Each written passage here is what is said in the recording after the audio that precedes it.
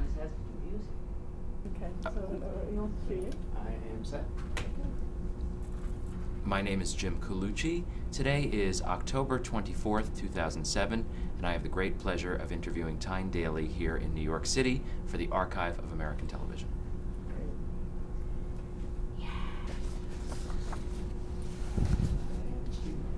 Sorry, you're gonna get a little... Oh, gee. I think mine's on too. Shall I turn, or did you? I think you turned it off briefly. See, it's not documentary. And now we're speaking. Okay. Let's start by talking about what was your full name at birth. Ellen Tyne Daly. Okay. And when did you start going by Tyne? Is that just a professional name, or did you do that as a young girl? When my parents started calling me Tyne from birth, that's when I went with Tyne. Nobody ever called me Ellen, and I'm kind of concerned that now everybody knows about how I fill out my tax form, so thanks a lot. Was Tyne a family name? It's unusual. Ellen Tyne Where is did a it come family from? name. Oh, okay. Ellen Tyne was, in myth, you know, the great aunt of on my father's side, and she had a mother. She married Ellen, whatever her name was, married a guy named Christopher Tyne, who was an Englishman. It was a mixed marriage, and they had a daughter also named Ellen Tyne, who went back to Ireland when she was 16, telling her parents to go to hell, like a lot of people do when they're 16, to fight for the cause. And I was named Ellen Tyne Daly, and I had one uncle, David Tyne, my dad's brother, who had it as a middle name, but they called him David. And where and when were you born? And where did you grow up? I was born in Madison, Wisconsin, on February the 21st, 1946. And You sure this isn't police interrogation? They said interrogation when I came in. it is. We're going to shine the bright spotlight on you in a moment. And then where did you grow up? It was not Madison, Wisconsin? It was not Madison, Wisconsin. It was all around and about. The parents were traveling. It was right after the war.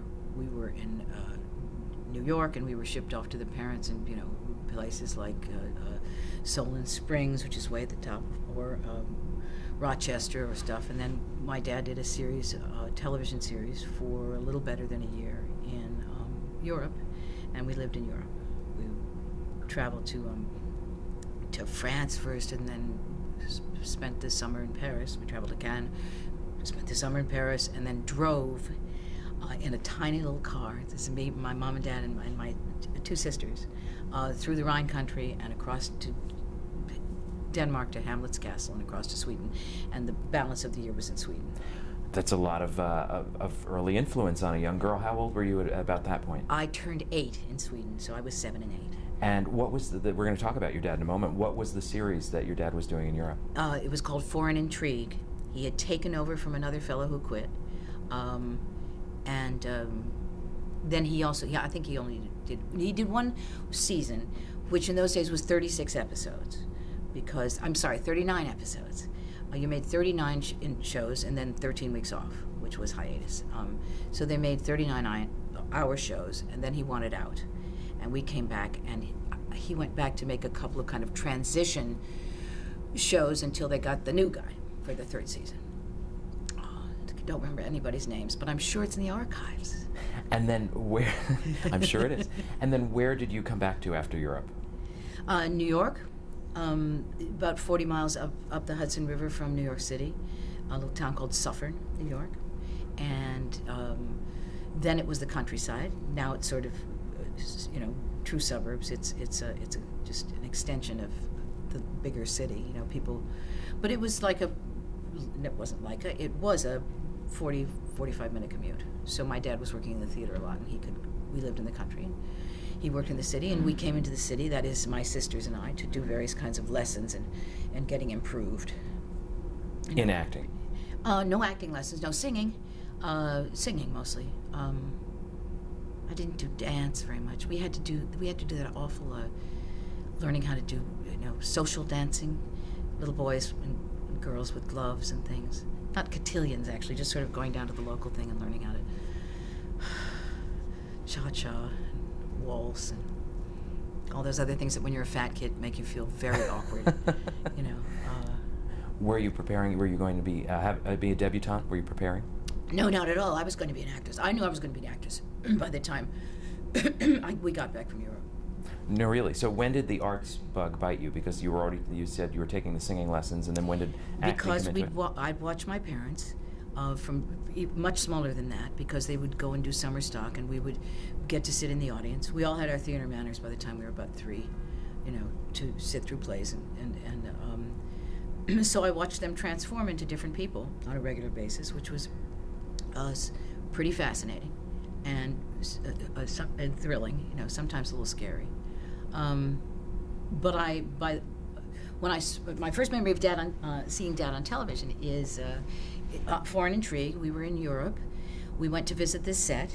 He'd gone ahead and been working, and then my mother and sisters and I came in the summer after school was over, and we came to this very dark, huge dark space. And at the end of it, my dad was sitting in this car that hadn't got any wheels on it. It was up on boards. And there were 4 large suites on the end of the boards going like this. And there was this beautiful woman sitting next to my father. And there was a shattered bullet hole in the screen, in the windscreen. And in back of it, the road was going by. And it was very exciting. So it was a mock-up of It was a process shot, of some chase. Right.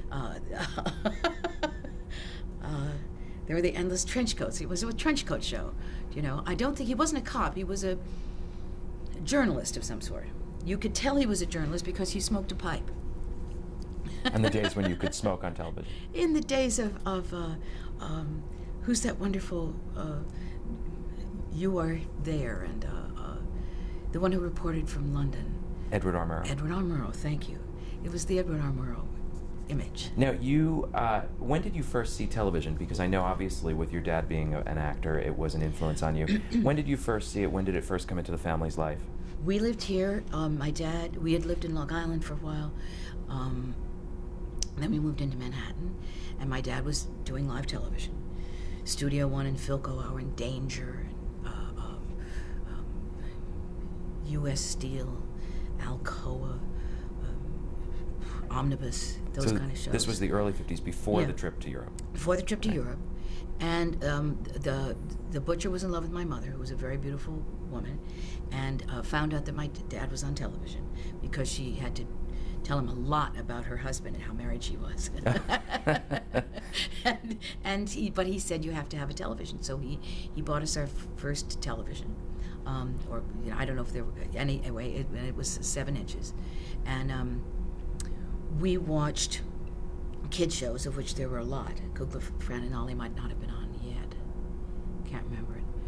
Rudy Kazuti, stuff like that. There was one later when you sent away and you got a piece of plastic and you pasted over the front, and then you completed the drawings with a special magic crayon. It was interactive television. Didn't catch on, but it may come back. Anyway, then we watched TV. And the people came down. The neighbors came to watch TV too. What year would that have been? 50, 51, I think. Yeah, 52. In there. And during the break, you were saying something about the political conventions, watching those. I thought that was interesting. Yeah. Well, my parents. First of all, television did things like go off at night. At night, there'd be the Star Spangled Banner, and it would go off, and it would rest, just like you did. There was, unless you wanted to watch test patterns. Right. And I don't know if they had test patterns all through the night. Maybe they did. And you wake up with the farm report, but not so much in New York City.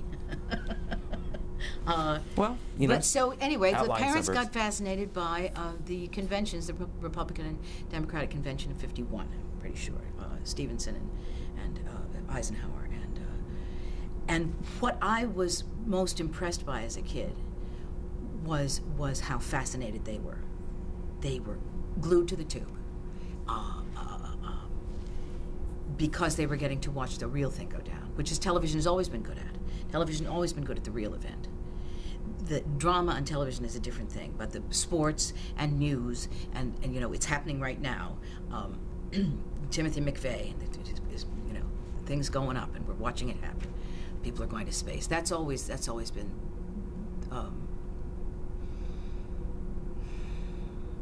the heart and soul of television. Which is interesting. It's coming from an actor who's been in so many successful scripted series, so we'll be talking about that. Well, your parents had the convention, and you had Winky Dink and You, which was your drawing on the screen experience. Is that the one? No, I think that was Gerald McBoing Boing. Excuse me, I don't know where that came from. Yeah, please, it was me. Jesus.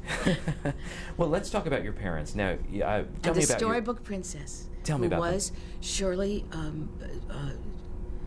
the kid star. Shirley Temple. Shirley Temple, exactly. Thank you. Shirley Temple had a story. She was a grown-up, and she was all done up as a princess, like those princess Halloween costumes you'll see everywhere. That they pitched to little girls then, as now. 50 or 60 years later, and she'd sit and she'd open the storybook and she'd read it. She was the storybook lady. And then some actors would, do the heavy lifting. Right. She was the frame story. Yeah.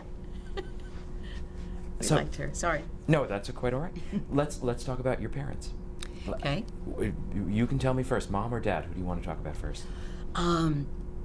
Well, sort of both. Mother and Dad were both actors. They'd met in school, and their full names? Hope Newell and James Furman Daly. Actually, Mary Hope Newell, I think. That might be. They were Midwesterners. They met in college. Their life was interrupted by World War II. When they got back, Dad went back to act in college a little bit, not to graduate, I don't think. And then they came to New York City. I was born in Wisconsin while Dad was in New York, understudying Born Yesterday, which is a famous American play. Right. So you can imagine what my birth announcement said. And and about a month after that, my mother and my older sister and myself joined him in New York. Geen had been born, my older sister had been born in 42. Okay. And your older sister, for 43. her full name, Pegeen? Well, no, I'm not going to do that. Leave them out of it. Okay. Well, we do want to talk about your siblings, privacy. especially. There's a privacy. We will talk about issue. your siblings, especially your actor brother, but we'll talk about that in a We'll talk moment. about the actor brother. Okay. The other ones would prefer to be left out of the entire thing, I think. Okay, well, we can do that too. So your dad was on Medical Center. That was later. That's way late. Right, but I'm saying you saw him do series work, and as you were saying, in Europe, they did the series. He'd already done sort of live television, and then we lived in Suffern. We kids went to school, and Dad's work more and more was to fly to the coast and do television. Used to be in New York a lot, and I remember him going away a lot more because the industry had shifted to the West Coast, just like the movies did. But your family stayed in New York. Yeah, we stayed in Suffern. We were growing up. We went one summer to California when my dad was making a film with John Frankenheimer. It was the first film Frankenheimer had ever made, or Dad, and they'd known each other from live TV. That's where Frankenheimer came out of as well. A lot of people, a lot of writers and stuff. When television was promised to demonstrate the best of each other's cultures to us. And right now, Mr. Paley's whirling in his grave. Instead of demonstrate, to young American minds 8,000 murders before they're 12, if they watch just a regular amount of television, we were going to share with the world the best of what we had, and they were going to do that same thing back, and that disappeared into commerce. Right. So, no more ballet, no more orchestras. No more Lenny Bernstein. Young peoples are introduced to music. No more talk shows where people actually talk. No more news where there's actual news. That's all disappeared from television. TV lost its innocence, I guess. I think it lost its mind. Well. And I mean who its could brain. argue with that? Yes. Who could argue with that? What about your mother? Was she working while you were a kid? Was she also performing, and what was she doing? They did stock every summer, and she was waiting for my third sister to be born when they were had a contract in stock. She couldn't do the first 3 shows, and when Glynis was born, she got up 3 days later to go in rehearsal to save her contract. And those were 10 for 10 week shows, right? These were very unstable, rocky days for them. They were like everybody else. They were rebuilding after the war and trying to make it and all that stuff. And $25 was, a big deal. Sure. That's just cultural. We're all products of our time. So yeah, I watched her work, and then there was 3 of us kids, and she did less work. It was kind of, in those days, it was the kid or the career. Very few people got to do both or thought that doing both. I mean, actresses sort of, and I would think this is true both in the theater and the movies. Actresses sort of, in order to prove that they were real women, had kind of one kid that got sent off to somewhere, but there wasn't any of this stuff about I'm going to have it all. I'm going to have a career and children and and family life, and it's all going to work together. And even if you brought in help. Sure, yes, help. Yes, there's always help. It's always some other woman of some other color who's there to, or some very accommodating young man who's, help. What traits do you think you got from both of your parents? I got my dad's looks, unfortunately, and he was a very handsome man. But I think my mother was a beauty, so my sisters got more of, and my brother actually looks more like my mom.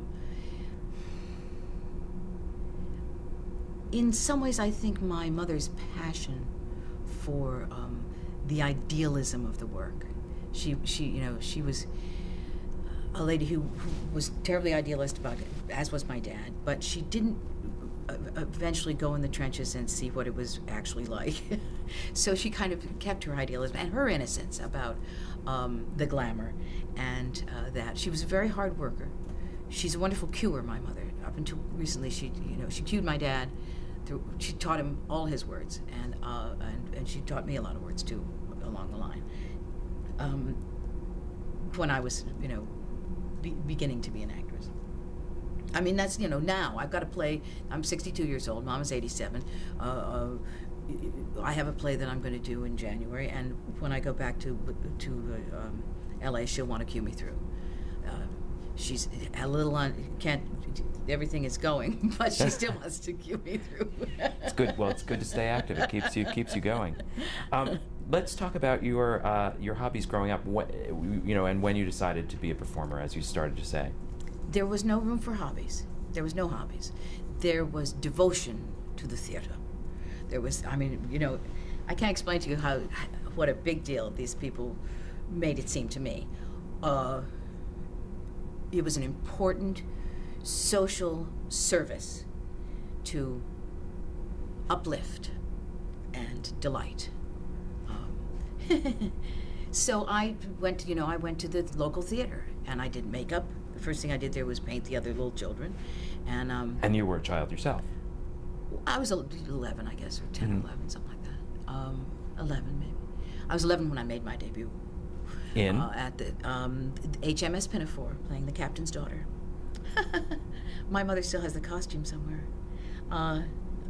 For real. Or I might have gone with the archive stuff. At any rate. So they had a good, healthy community theater. And I wasn't interested in doing theater at school, though they were amateurs. So I did theater at the community theater. I sang at school. I sang in the chorus at school. And by at school, which grade levels are you talking about? Even through high school, this is how you viewed this it? Junior high, and then high school. I went to the Rock and Country Day School. I went away from the public school. My parents put us in this school, and it was a very small school. I graduated in a class of 9. Wow! And where was that?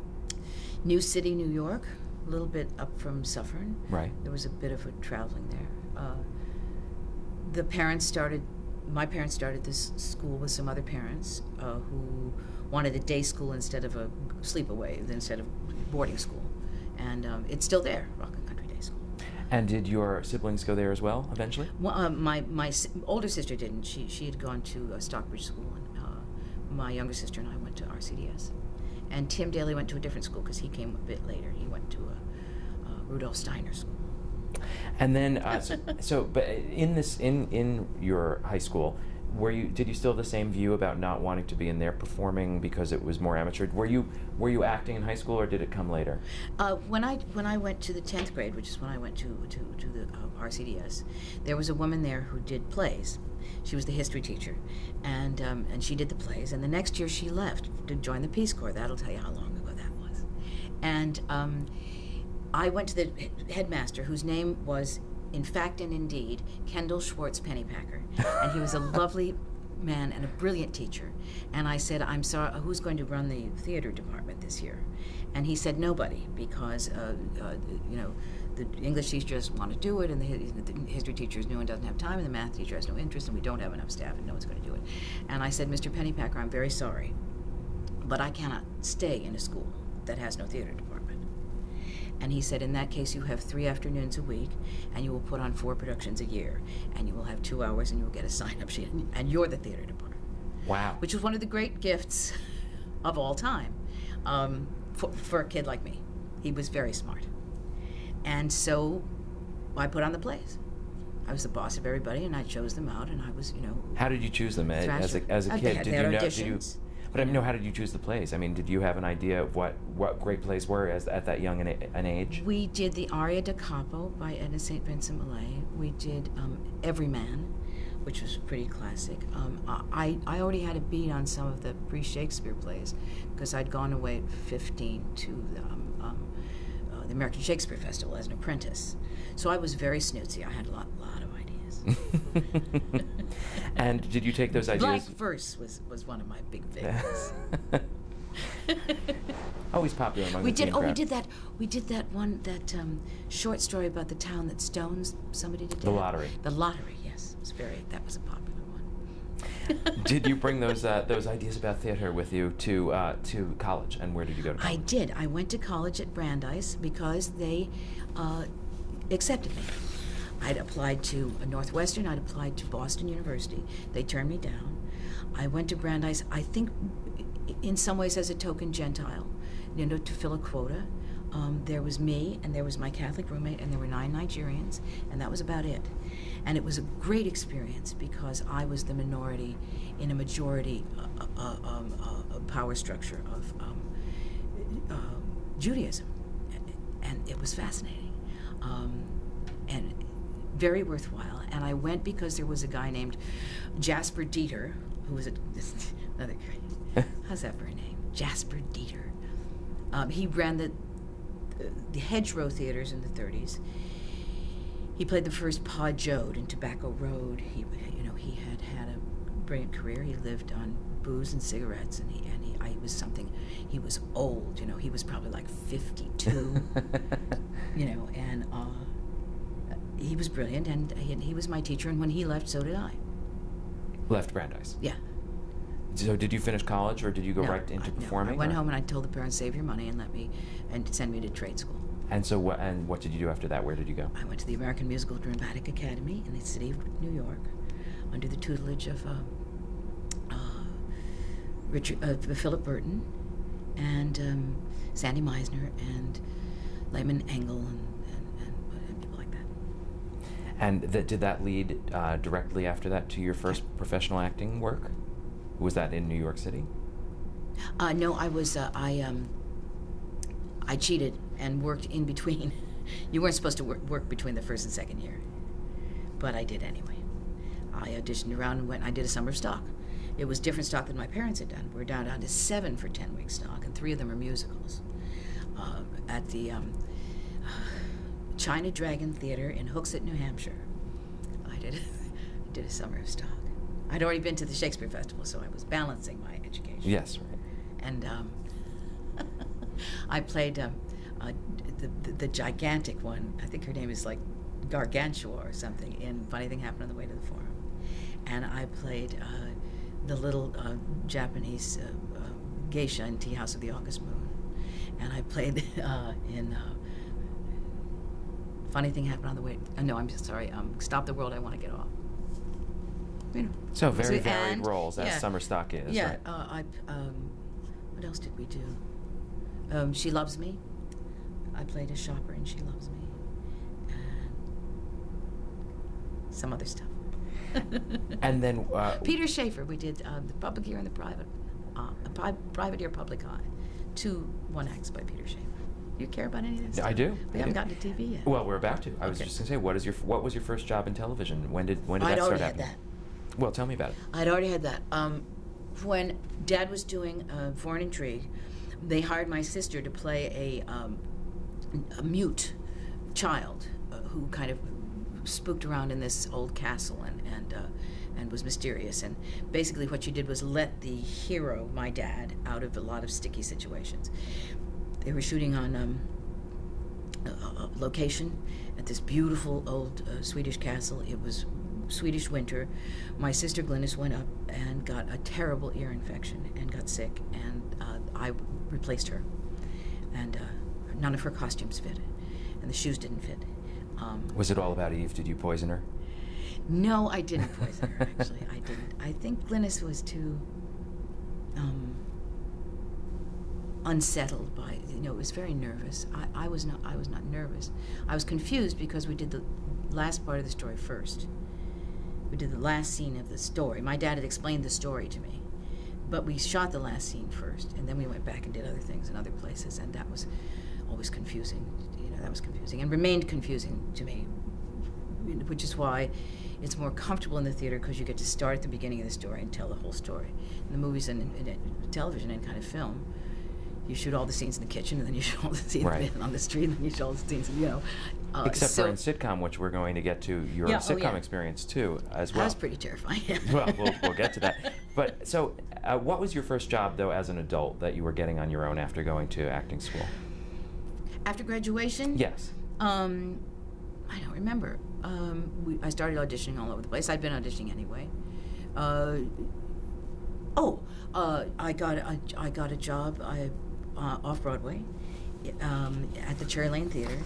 It's interesting. I'm about to go back to work with Edward Albee, and this is a full circle because Albee Barr Clinton hired me to play in a play called The Butter and Egg Man at the Cherry Lane, and I think I had my whole union card by then. I know I'd gotten half of my union card for that summer of stock, and that may have completed it. Or anyway, I got my card, and we played. And the frontline critics came down, so there was the first review by Walter Kerr and kind of important folks like that. It was before they'd even said off-Broadway. I mean, that was a term they had invented. Then I did a Broadway play while my husband was doing a movie. He got lucky and got a movie in Europe. And after that, I got pregnant with my first kid. We moved out to L.A., followed the work.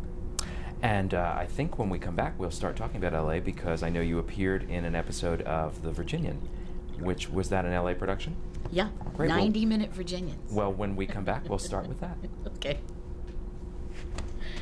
Good